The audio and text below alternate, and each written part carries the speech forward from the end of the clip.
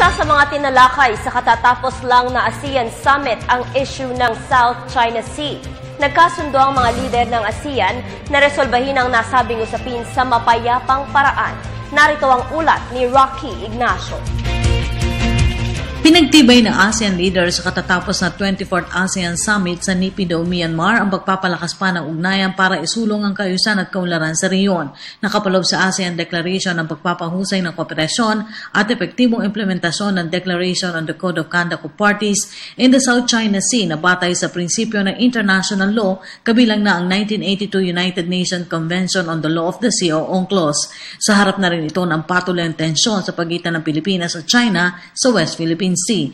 Binigyan din kasi dito ang pag-iwas sa paggamit ng puwersa at anumang pagkilos na lalo pang magpapalala sa pinag-aagawang teritoryo. All parties concerned to exercise self-restraint and avoid actions which could undermine peace and stability in the area, to resolve disputes by peaceful means without resorting to threat or use of force. And I think that is very clear. The importance of maintaining peace, stability, maritime security, freedom of navigation in and overflight above the South China Sea. Ipinabot na rin ng Pangulo ang inihaing Philippine Memorial sa International Tribunal. Naniniwala ang Pangulo na ang UNCLOS ang akop na batas para maresolba ang usapin sa territorial dispute.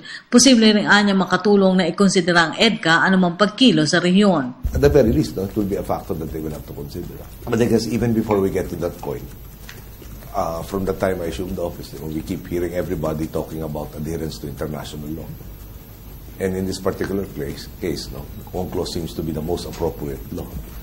Talks of exclusive economic zones. Bukod sa China at Pilipinas, may inaangkin rin teritoryo sa lugar ang Vietnam, Brunei, Malaysia at Taiwan. There were many leaders who were stating their concern, especially given, I think, use a phrase used by one of them. I'm not sure exactly who said it, but something to the effect of, it might not be an exact recapitulation, something about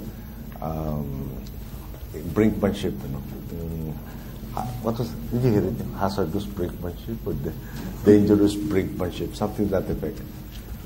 Talking about, and of course, the Prime Minister of Vietnam, Tan Dung, enumerated their problems currently, something in the neighborhood of 80 ships, planes, etc. Kasunod dito, nagkasundo rin ang mga lider para sa paglalatag ng mekanismo sa pagtamo ng ASEAN Community sa 2015. Para sa Telebisyon ng Bayan, Rocky Ignacio, Naypyidaw, Myanmar.